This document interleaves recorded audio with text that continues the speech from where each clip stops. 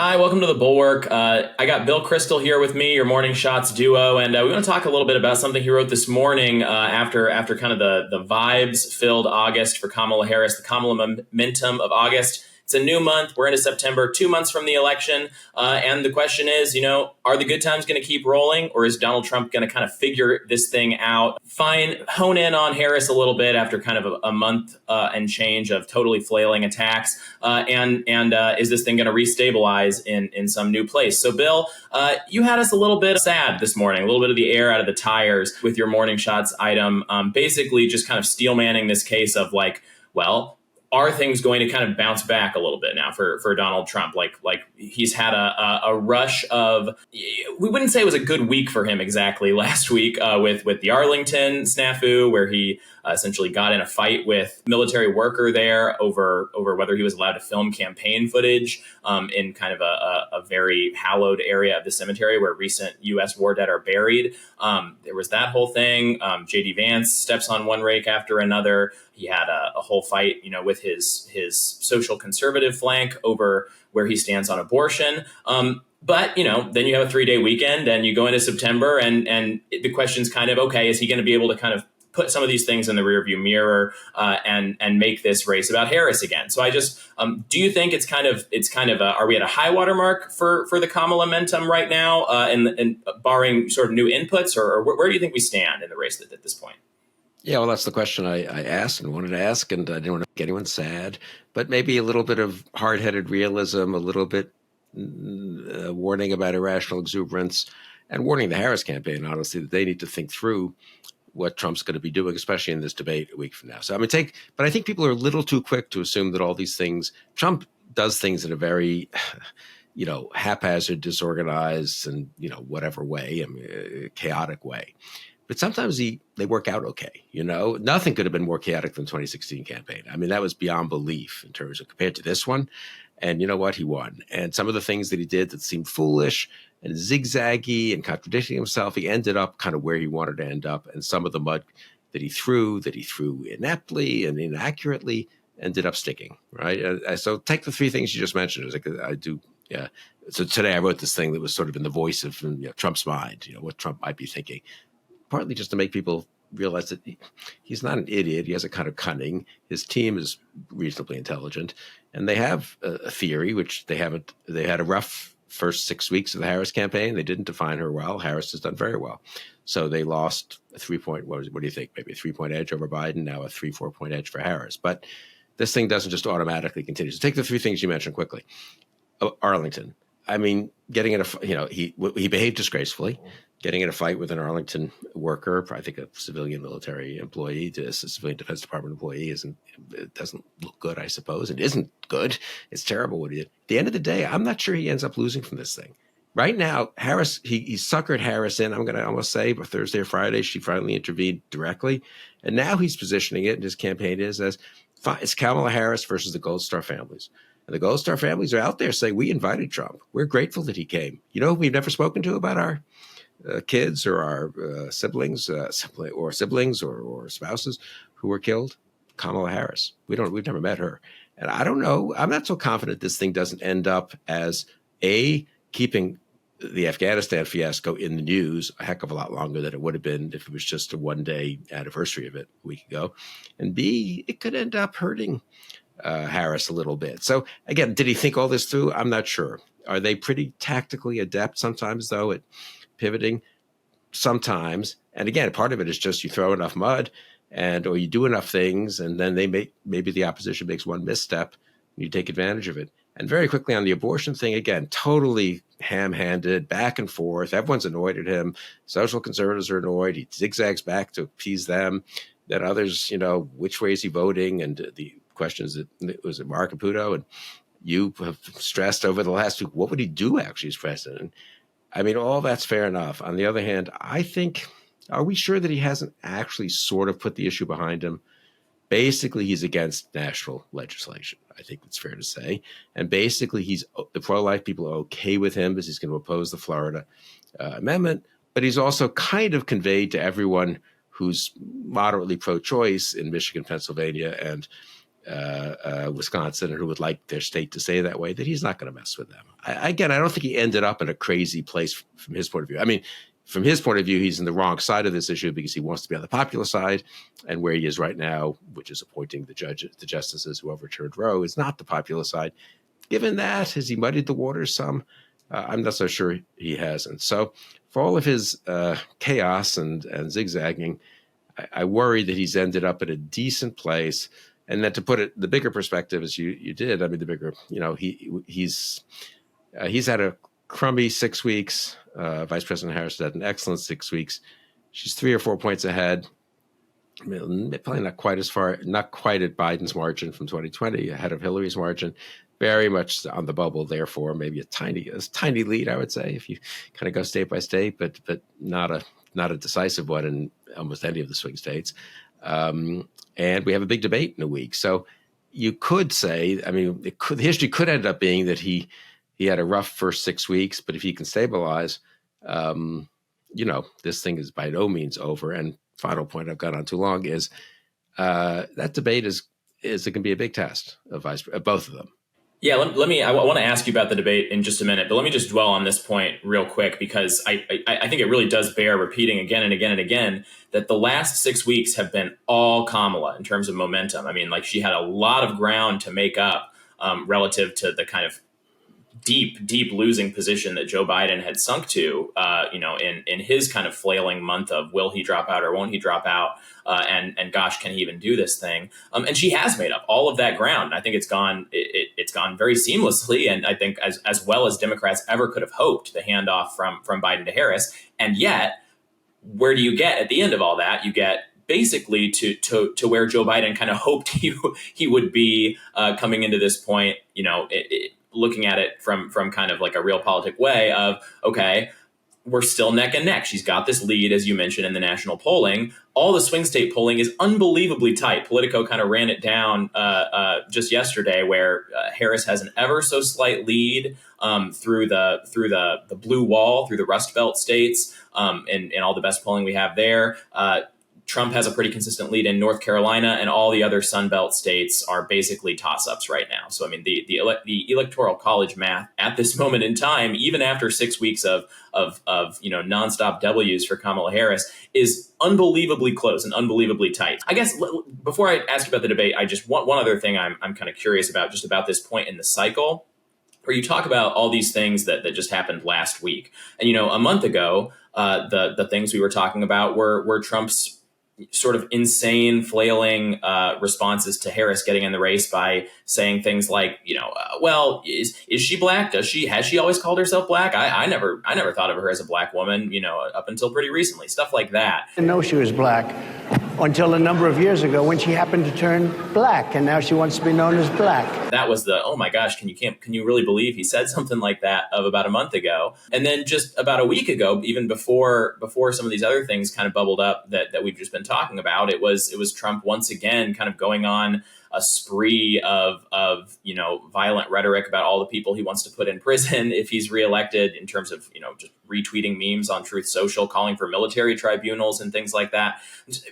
With Donald Trump, I mean, the kind of the half-life of the political scandal is so short that it's really hard to kind of assess, will anybody be thinking about the Arlington thing? Will anybody be thinking about, this particular mini triangulation on abortion 2 weeks from now, 2 months from now?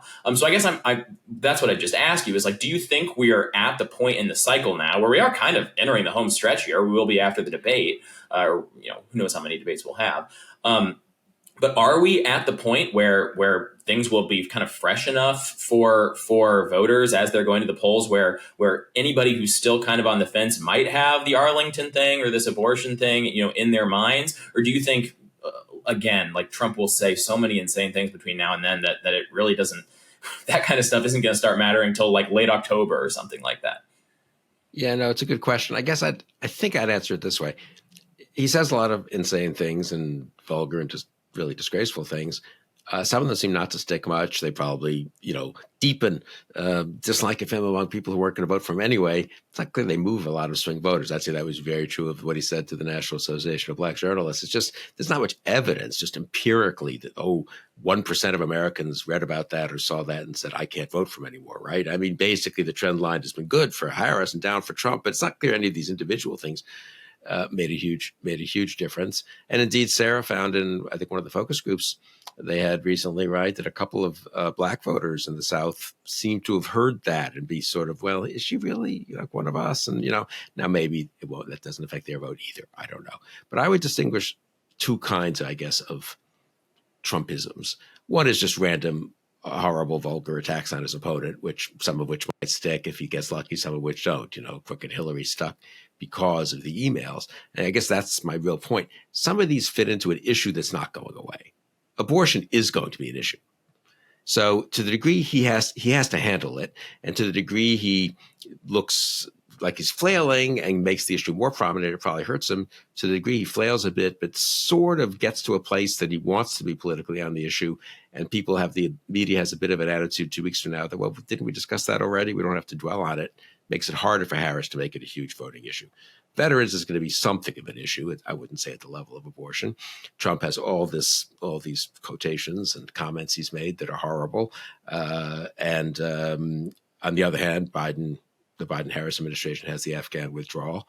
And I don't know if to the degree you're a vet out there and you don't like the Afghan withdrawal and you don't like things that Trump has said or is alleged to have said, I don't know which way this cuts, honestly. So I guess I would say the comments that fit into an actual voting issue or that are insults of his opponent that sort of, fit into a genuine or semi-genuine problem his opponent has are one thing. The other stuff is kind of just random and it might hurt Trump and I don't rule out that it does hurt Trump. I don't mean to be sitting here and saying everything Trump does is brilliant or that the only things he does hurt Harris and that nothing, he hurts himself too.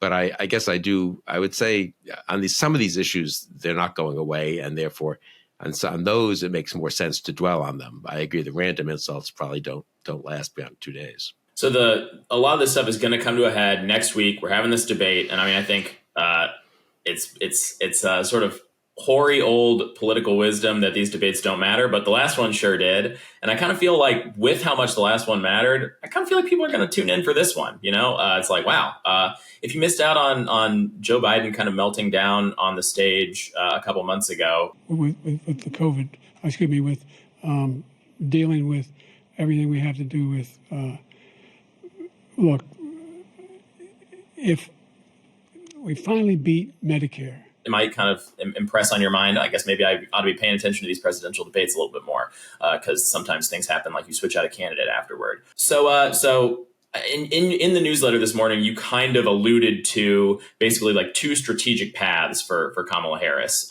to take here, because obviously Donald Trump is going to go after her hard. He has shown no ability to kind of regulate himself in his personal attacks on her. His campaign has been trying to kind of triage that whole situation a little bit by fighting, for instance, to keep the mics muted, keep his mic muted when Harris is speaking and vice versa.